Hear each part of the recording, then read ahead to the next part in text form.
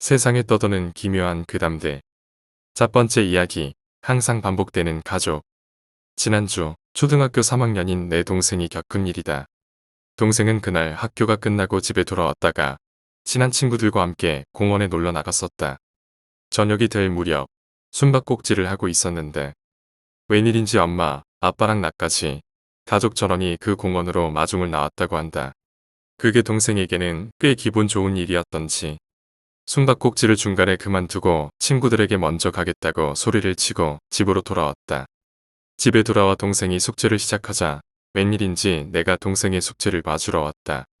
숙제를 하는 동안에도 이런저런 게임 이야기 같은 걸 하며 잔뜩 신이 나 있었다고 한다. 꽤 기분이 좋았던지 동생은 계속 내 곁에 있었다. 이윽고 저녁 시간이 돼서 엄마가 1층 거실에서 우리를 불렀다. 방은 2층이기에 큰 소리로 대답하고 1층으로 내려갔다. 아무 날도 아닌데 저녁 식사는 진수성찬이었다. 동생이 좋아하는 햄버거 스테이크도 잔뜩이었다. 평소에는 과묵한 아빠도 금세 자기 몫을 먹어치운 동생에게 아빠 거만 줄까? 라며 상냥하게 말을 건넸다고 한다. 그러던 와중 맨날 챙겨보던 만화영화 할 시간이 되어서 TV를 켰다. 하지만 어째서인지 화면은 지지직거리기만 할 뿐. 채널을 돌려봤지만 다른 곳도 똑같았다. 그러자 갑자기 엄마가 리모컨을 손에 쥐더니 TV를 껐다. 싱글벙글 웃고 있었기에 조금 기분 나빴다. 저녁 식사가 끝나자 역시 싱글벙글 웃는 얼굴로 가족들이 말을 걸어온다. 엄마는 케이크가 있어라고. 아빠는 같이 목욕할까? 라고. 나는 새로 게임 샀는데 같이 하자라고 각자 무척 매력적인 제안을 했다고 한다. 하지만 그 이야기를 듣자 동생은 약간 장난을 치고 싶어졌다고 한다. 친절을 받으면 되려 심술을 부리고 싶어지는 아이다운 성격이 나온 것이다. 그래서 화장실에 간다고 말한 뒤 어디 숨어 돌아오지 않는 장난을 치기로 했다. 우리 집 화장실은 문을 잠그면 손잡이가 아예 돌아가지 않는 구조라 안에 들어가 문을 잠그면 웬만해서는 열 수가 없다. 동생은 매번 화장실에서 그런 장난을 해대서 나는 언제나 10엔짜리 동전으로 열쇠 구멍을 비틀어 겨우 문을 열곤 했다. 이번에도 동생은 평소처럼 화장실 문을 잠그고 화장실 맞은편 탈의실에 있는 지하 창고에 숨어 가족들을 골탕 먹이려 했다고 한다. 말투가 확실치 않은 것은 사실 동생이 공원에서 친구들과 헤어진 후 행방불명이었기 때문이다. 동생은 숨바꼭질 도중 갑자기 먼저 집에 갈게 라고 소리를 지르고 가버렸기에 누가 데리러 왔는지 본 사람이 없었다. 동생은 해가 지고서도 집에 돌아오질 않았고 우리는 걱정한 나머지 경찰에 신고를 하고 융대 마을 회관에 가서 스피커로 방송까지 했다. 아버지는 동생 친구를 집에 다 전화를 걸었다. 그렇게까지 당황해 이성을 잃은 아버지의 모습은 태어나 처음 보는 것이었다. 어머니는 완전히 기력을 잃고 쓰러져 울고 있었다. 나는 뭐라도 해야겠다는 생각에 남동생이 놀았던 공원 주변을 이리저리 돌아다니며 지나가는 사람들에게 캐묻고 있었다. 솔직히 그 무렵에는 정말 큰일이 나버렸다는 생각뿐이었다. 한편 동생은 지하 창고에 숨어있던 와중에 자신을 찾는 동네 방송을 들었다고 한다. 깜짝 놀라 당황하고 있는데 갑자기 거실 문이 드르륵 열리고 3명이 우르르 화장실 앞으로 다가왔다고 한다. 그리고 아까 전처럼 케이크가 있어. 같이 목욕할까? 새로 게임 샀는데 같이 하자. 라며 말을 걸었다고 한다. 그 목소리가 아까와 완전히 같았다. 동생은 뭔가 심상치 않다는 걸 느끼고 문틈으로 몰래 그 모습을 지켜봤다고 한다. 그러자 그 세 사람은 다시 입을 열었다. 케이크가 있어. 같이 목욕할까? 새로 게임 샀는데 같이 하자. 그렇게 말하면서 화장실 문 손잡이를 미친 듯 흔들며 문을 마구 두드리기 시작했다는 것이다. 마치 문을 때려 부술 것 같은 기세로 쾅쾅거리는 소리가 들려온다. 동생은 들키면 죽을 거라는 생각에 겁에 질려 벌벌 떨고만 있었다고 한다. 그리고 잠시 후 문이 부서지고 기분 나쁜 정적이 흘렀다. 이윽고 그 가족 같은 무언가들은 다시 입을 열었다. 케이크가 있어. 같이 목욕할까? 새로 게임 샀는데 같이 하자. 그것을 반복하며 2층으로 뛰어 올랐다는 것이다. 동생은 그 틈을 타 뛰쳐나와 신발도 신지 않고 온 힘을 다해 도망쳤다고 한다. 정신없이 그저 도망만 치다가 고개를 드니 아까 숨바꼭질을 하던 공원이었다. 공원에는 경찰차가 수색차 나와 있었기에 동생은 울면서 경찰관에게 매달렸다고 한다. 그 경찰에게 연락을 받고 근처에 있던 내가 달려갔고 무사히 동생을 만날 수 있었다. 동생은 당시에도 경찰관에게 이야기를 했지만 당연히 믿어주질 않았다. 일단 남동생은 발견된 데다 건강에 문제도 없으니 단순한 가출로 처리했다고 한다. 하지만 겨우 집에 돌아온 후 진지한 얼굴로 TV 채널 하나하나를 다 확인하는 동생의 모습을 보자 도저히 장난이었다는 생각이 들질 않았다. 두 번째 이야기, 틈새. 작년 내가 직접 체험한 일입니다. 지난해 여름, 어느 휴일이었습니다. 한밤중에 편의점에 가려고 매일같이 지나다니는 길을 걷고 있던 중이었습니다. 건물과 건물 사이 1m 정도 크기의 틈새가 눈에 들어왔습니다. 이런 곳에 틈새가 있었나 싶었지만 별 생각 없이 지나가려던 터였습니다. 그런데 갑자기 뒤에서 빠른 걸음으로 또각또각하는 하이힐 소리가 들려왔습니다. 그에 서두르는 듯 했기에 나는 길 가장자리 쪽으로 걸음을 옮겨 초월해 지나갈 자리를 마련해줬습니다. 하지만 바로 뒤까지 들려왔던 발소리가 갑자기 우뚝 멈춰섰습니다. 도중에 어디 빠질 길도 없고 그렇다고 집 한 채 없는 빌딩 숲입니다. 이상하다 싶어 뒤를 쓱 돌아왔더니 20대 중반쯤 되어 보이는 여자가 아까 그 틈새를 들여다보고 있었습니다. 뭘까 싶었지만 그냥 저 사람도 틈새 아니 신경 쓰이나 보다 하고 다시 편의점으로 향하려던 터였습니다. 그 여자는 어떤 주저도 없이 틈새 안으로 걸어가기 시작했습니다. 그녀의 갑작스런 모습에 나는 흥미가 생겼습니다. 혹시 지름길이라도 있는 건가 싶은 생각에 다시 돌아가 틈새 안을 봤습니다. 하지만 안은 그저 깜깜하고 아무것도 보이지 않았습니다. 저 멀리까지 시흙 같은 어둠만이 계속되고 있었습니다. 그뿐 아니라 금방 전 여기로 들어섰던 여자의 모습조차 보이지 않았습니다. 나는 조금 기분이 나빠져서 나중에 날이 밝으면 한번 다시 와보자 하는 생각만 하고 그대로 가던 길을 갔습니다. 다음 날 친구와 만날 약속이 있던 나는 역으로 향하던 와중에 어제 그 틈새를 확인해 보기로 했습니다. 어젯밤의 기억을 의지해 찾아보니 분명히 어제와 똑같은 곳에 틈새가 있었습니다. 아직 약속 시간까지는 여유가 있었기에 일단 그 틈새 안을 살펴봤습니다.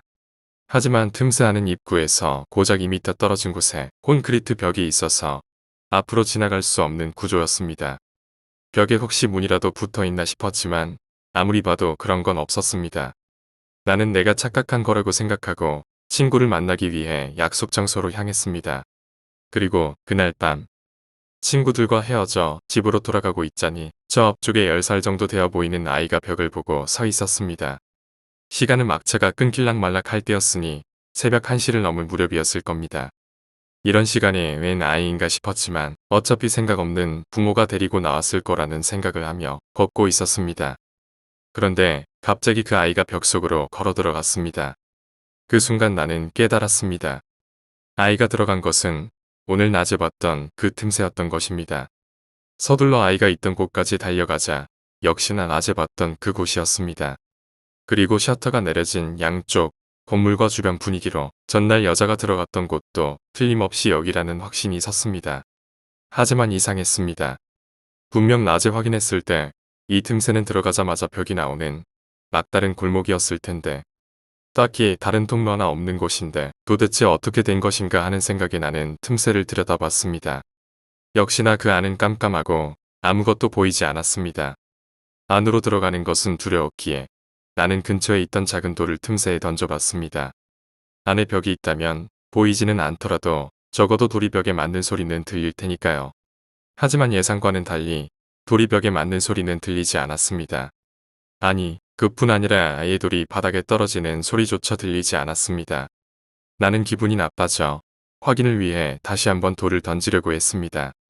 그래서 바닥에 있는 돌을 줍기 위해 막 허리를 굽혔을 때였습니다. 누군가가 내 팔을 잡았습니다. 깜짝 놀라 고개를 들자 어두운 틈새 안에서 손이 불쑥 튀어나와 내 팔을 잡고 있었습니다. 나는 완전히 패닉에 빠져 우악하고 소리를 치며 손을 뿌리치려 했습니다. 하지만 그 손은 믿을 수 없이 악이 힘이 강해서 도저히 떨쳐낼 수가 없었습니다. 그리고 그 손은 나를 틈새 안으로 질질 끌어들이려 하고 있었습니다. 나는 필사적으로 나를 끌어당기는 손에 저항하며 다리를 빌딩 벽에 걸치고 드러누워 버텼습니다. 하지만 손의 힘은 너무나 강해 조금씩 안으로 질질 끌려 들어갑니다. 문득 반대쪽 빌딩을 보니 근처에 철제 간판 같은 게 있었습니다. 나는 온 힘을 다해 그 간판을 잡고 그대로 그 간판으로 손을 후려쳤습니다. 팔이 떨어지지 않을까 하는 생각에 한 일이었지만 문 앞에 일어난 것은 전혀 예상 외의 일이었습니다.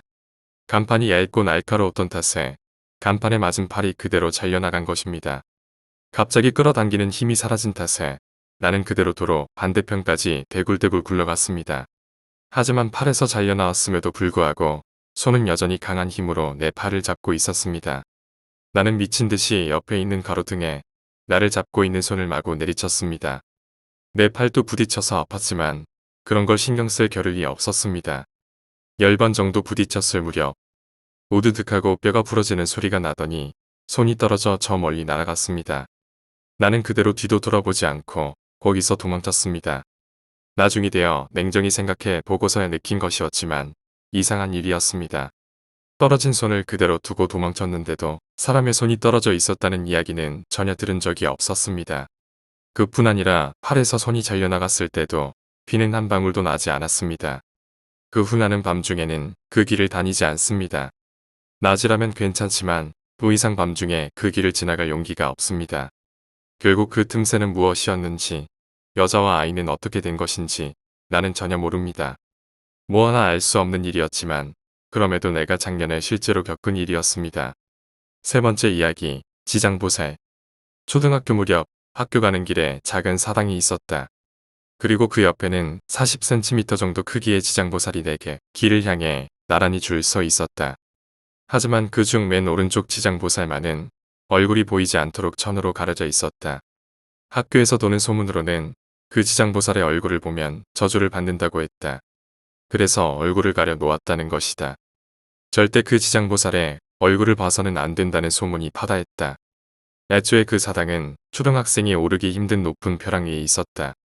또한 사당 주변도 초등학생이 보기에는 어쩐지 기분 나쁘고 무서운 느낌이었기에 소문 탓도 겹쳐 아무도 거기 가까이 가려 하지 않았다. 그러던 어느 날 같은 반의 A가 직접 그 저주를 확인해 보겠다며 친구를 데리고 그 사당으로 향했다. 나는 직접 가지 않았기에 나중에 전해 들은 이야기지만 함께 따라갔던 친구 셋은 통학로에서 A를 지켜보고 A만 벼랑을 올라 지장보살로 향했다고 한다. 실제로 지장보살을 만진 A의 말에 따르면 얼굴 앞에만 천이 내려져 있는 게 아니라 얼굴 전체에 몇 겹이고 천이 빙빙 감겨 있었다고 한다. 그리고 마침내 A의 손에 의해 지장보살의 얼굴이 드러났다. 뭐야, 얼굴이 망가져서 숨겨둔 것 뿐이었잖아. 야, 이거 봐. 아래에서 기다리던 3명의 친구도 멀리서나마 지장보살의 얼굴을 보았다. 그 얼굴은 마치 무언가 강한 타격을 받은 것처럼 금이 간 채 부서져 있었다. 얼굴을 보고 난 후 A는 다시 얼굴을 천으로 가리려 했다. 하지만 원래대로 깔끔하게 감는 법을 몰랐기에 그냥 얼굴을 칭칭 감고 마지막으로는 턱 밑으로 대충 천을 묶고 뒀다고 한다.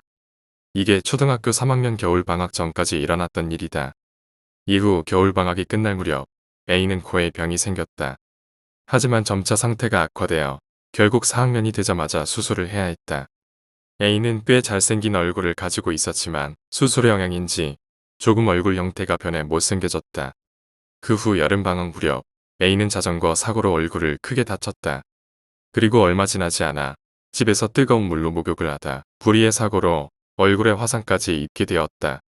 우연일지도 모르지만 지장보살을 만지고 고작 1년 사이 A의 얼굴은 마치 다른 사람처럼 변해버렸다.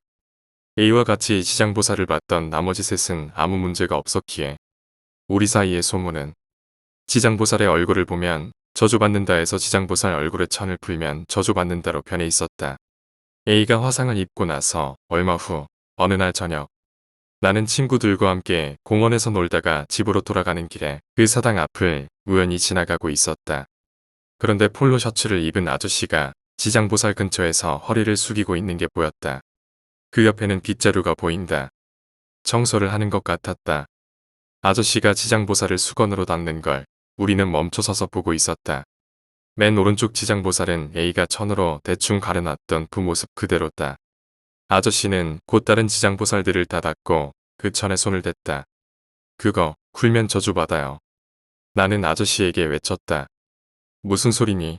지장보살님은 너희들을 모두 지켜봐 주시고 계시지. 저주 같은 건 안 하신단다.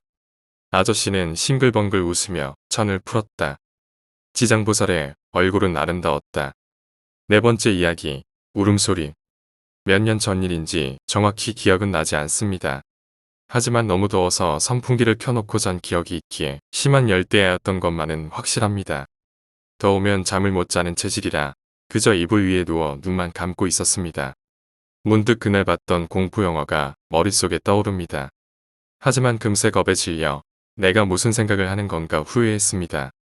여름밤에는 뭐라 말로 하기 힘든 이상한 분위기가 있지 않습니까? 그 탓인지 잠깐 생각했던 것뿐인데도 평소보다 훨씬 무서웠습니다. 어찌됐든 잠을 자면 되겠거니 하는 마음에 눈을 질끈 감고 잠을 자려 집중했습니다. 하지만 당연히 한껏 의식해서 잠에 들려 하면 오히려 잠이 안 오는 법이죠. 그래서 그저 아무 생각 없이 귓가에 들려오는 선풍기 소리에만 귀를 기울이고 있었습니다. 그러던 도중 갑자기 창밖에서 아기 울음소리가 들려왔습니다. 아기가 자다 깼나 싶어 나는 창밖으로 시선을 돌렸습니다. 하지만 창밖으로 보이는 집 중에 불이 켜진 집은 한 곳도 없었습니다. 이상하다 싶어 갸웃거리던 와중에 나는 깨닫고 말았습니다. 아기의 울음소리가 창밖에서 들려오는 게 아니라는 것을요. 뭐라고 말하면 좋을까요? 귓가라기보다는 머릿속에서 울음소리가 울려 퍼지는 것 같은 느낌이었습니다. 어찌됐든 내 속에서 울리는 소리였고 나에게만 들리는 것 같았습니다. 심령현상 따위 겪어본 적 없던 나였지만 이 세계가 왠지 위험하다는 직감이 들었습니다. 울음소리가 내 안에서 들리는 것이라는 걸 알아차린 순간부터 내 발목에서 무게감이 느껴지기 시작했던 것입니다. 딱 아기 몸무게 정도의 무게였습니다. 그것을 알아차리자 몸이 경직되면서 선풍기 소리마저 들리지 않게 되었습니다. 큰일 났다는 생각뿐이었습니다. 마치 가위에 눌린 것 마냥 몸이 굳어서 할 수 있는 것은 그저 눈을 감는 것뿐이었습니다. 나는 마음속으로 그저 나무와 미타불만 내며 어떻게든 사라져 주기만을 바랐습니다. 그러는 사이 아기처럼 느껴지는 무게감은 서서히 얼굴을 향해 올라오고 있었습니다. 나는 똑바로 누워 있었기에 발목에서 얼굴까지 일직선으로 올라오는 게 느껴졌습니다. 만약 얼굴까지 올라오면 어쩌나 도대체 언제 끝나는 걸까 하는 생각으로 머릿속은 혼란했습니다. 하지만 그럼에도 어떻게든 나무와 미타불만은 계속 외고 있었습니다.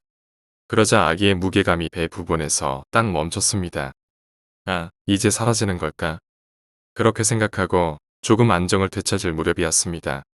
퍽, 퍽. 그런 소리가 들려올 정도로 배를 강하게 얻어맞기 시작했습니다. 아기가 낼 수 있는 수준의 힘이 아니었습니다. 전혀 배려 없이 온 힘을 다해 배를 몇 번이고 때리는 감각이었습니다. 실제 물리적인 타격은 없지만 아픔은 확실히 느껴졌습니다. 안정을 찾자마자 그런 상황이 오니 나는 공포 때문에 혼란스러워 어쩔 줄을 몰랐습니다. 하지만 그러는 와중에도 배를 때리는 것은 계속 이어졌습니다. 잠시 뒤 아기의 울음소리가 서서히 커지고 있다는 게 느껴졌습니다.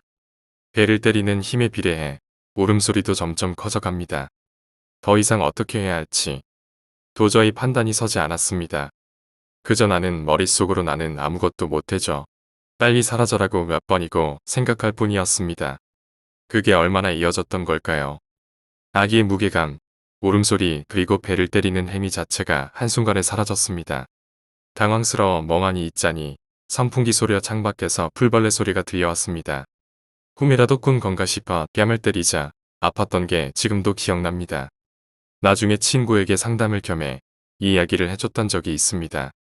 그러자 친구는 진지한 얼굴로 혹시 가족 중에 누가 유산하거나 낙태한 적 있지 않아? 라고 물어왔습니다. 솔직히 엄청 놀랐습니다. 가족 말고 다른 사람에게는 한 번도 꺼내지 않은 이야기였지만 우리 어머니와 언니가 모두 유산과 낙태를 경험했었기 때문이었습니다. 당연히 어머니도 언니도 당시에 몹시 슬퍼했다고 합니다만 어떻게 그걸 안 거야? 아니, 알았다고 해야 되나? 아마 그때 태어나지 못한 아이였을 거야. 그 이야기를 듣자 그 당시에 무서워했던 나 자신이 후회스러웠습니다. 분명히 태어나지 못한 아이가 가족을 찾아왔던 것이겠지요. 그런 아이들을 나는 제멋대로 무섭다고 느꼈던 것입니다. 아마 외롭고 슬펐던 거겠지. 태어나지 못했던 게. 응, 그소야. 친구의 말에 나는 그대로 고개를 끄덕였습니다. 하지만 고지은 친구의 말에 나는 온몸에 소름이 끼치고 말았습니다. 그래서 너한테 대신 낳아달라고 안에 들어가고 싶다고 배를 찢으려 했던 거 아닐까? 5번째 이야기, 탐험. 수십 년 전 여름, 초등학교 6학년 무렵 여름이었다. 어느 청소년 수련원에 2박 3일로 수련회를 떠나게 되었다. 당시 나는 수련회 가기 전날에 밤에 무서운 이야기를 잔뜩 하려고 같은 학교 선배이기도 한 형에게 그 수련원에 대한 소문을 꼬치꼬치 물어봤었다. 창고 액자 뒤에 부적이 붙어 있다더라 라던가 그 수련원 옆 숲에서 누가 목을 매 죽었대라는 등 생각 외로 소문이 많아 놀라움과 호기심으로 두근거렸던 게 지금도 생생하다. 그리고 다음날 수련원에 도착했다. 바로 별관에서 이불을 꺼내오고 각자 구역을 지정해 청소를 시작했다. 기껏 수련회까지 왔는데 놀지도 못한다는 것에 실망해 투덜거리고 있는데 좀 노는 녀석이던 S가 어디선가 나타났다. 야, 같이 탐험이나 하러 가자. 무척 매력적인 제안이었다. S의 꼬임에 빠져 청소를 땡땡이 치기로 한 나는 S와 함께 건물에서 조금 떨어진 숲으로 들어갔다. 뒤지는 생각도 않고 호기심만 가득 차서 우리는 계속 걸어갔다. 이윽고 작은 못이 나타났다. 그래, 여기서 개를 잡아서 다들 놀래켜주자. S는 바지자락을 걷어 올리고 고만고만한 크기의 돌들을 뒤집어가며 개를 찾기 시작했다. 나도 따라 못으로 들어갔다. 얼마 지나지 않아 꽤 많은 개를 찾아냈지만 개를 넣어갈 도구가 없었다. 어쩔 수 없이 내가 주머니에 딱 한 마리만 개를 넣어가기로 했다. 하지만 S는 그것 가지고는 부족했던 것 같다. 더 희귀한 걸 찾을지도 몰라라며 물이 흘러드는 쪽으로 거슬러 올라가기 시작했다. 문득 나는 이렇게 오랫동안 나와 있다가 혼나면 어쩌지 하는 생각이 들어 불안해졌다. 그래서 혼자 남기로 하고 아까 연못 바로 옆에 있던 부두에서 기다리고 있을게라고 S에게 외쳤다. S는 계속 위쪽으로 올라갔다. 이윽고 S의 모습이 사라지고도 수십 분이 더 흘렀다. 혹시 무슨 일이라도 있는 건 아닌가 싶어 나도 상류로 올라 S를 찾았지만 보이질 않는다. 불안해져서 소리를 질러 S의 이름을 불렀지만 반응이 없다. 혹시 내가 올라온 사이 S가 아래로 내려온 건 아닐까 싶어 다시 연못으로 내려가려는데 부스럭부스럭하고 숨 안쪽에서 달려오는 사람이 보였다. 엄청난 속도로 뛰어오길래 순간 겁에 질렸지만 S였다. 순간 안도의 한숨을 내쉬었지만 S는 내가 보이지 않는 것처럼 그냥 무시하고 지나쳐 가버렸다. 어째서인지 나도 몹시 불안해져 그 뒤를 따라 달리기 시작했다. 하지만 S는 전교에서도 손에 꼽을 정도로 달리기가 빨랐기에 결국 얼마 지나지 않아 뒤쳐져 버렸다. 그렇지만 이런 곳에서 미아가 됐다가는 집에도 못 돌아간다는 두려움에 나는 필사적으로 수련원이 있을 법한 방향으로 달렸다. 그리고 다행히 겨우겨우 수련원에 돌아올 수 있었다. 당연히 담임 선생님에게는 진탕 혼이 났다. 담임 선생님에게 야단을 듣고 나자 마침 딱 자유시간이 시작된 터였다. 나는 S도 잔뜩 벗을 것이라 예상하며 S네 반으로 가서 S를 찾았지만 S의 모습이 보이질 않았다. 수련원 전체를 다 돌아다녔지만 S가 없다. S랑 같은 반 아이들한테도 물어봤지만 다들 모르겠는데 어디 갔나? 라는 대답뿐이었다. 혹시 숲에서 헤매다 아직 못 돌아온 건가?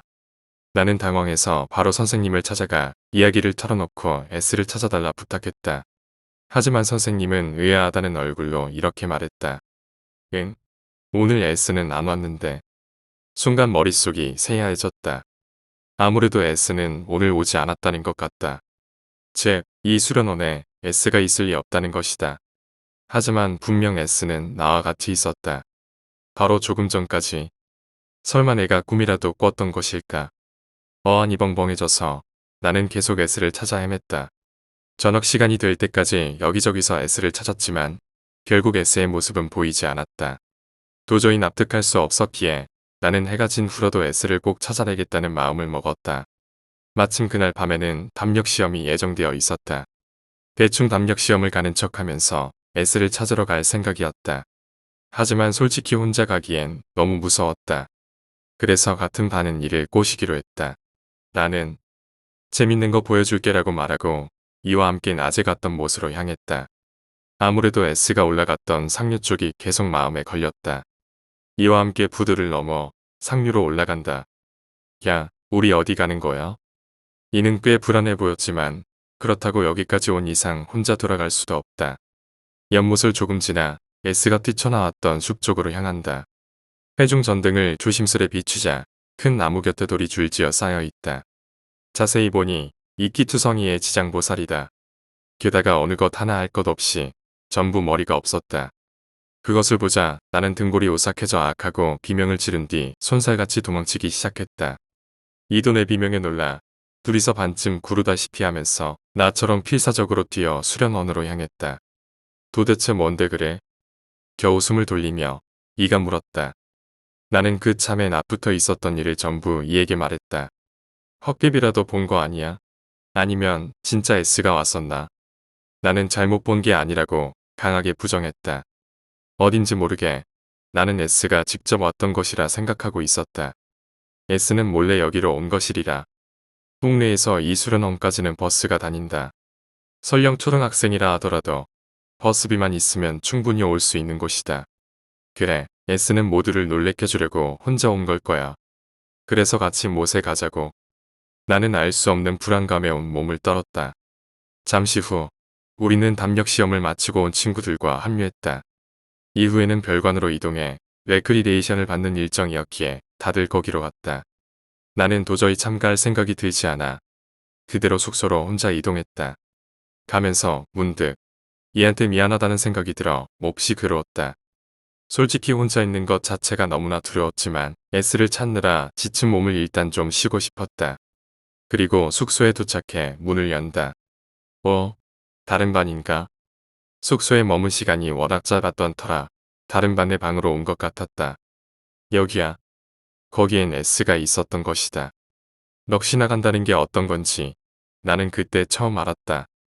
놀라운 거 공포로 소리조차 낼 수 없었다. 하지만 어째서인지 몹시 슬펐다.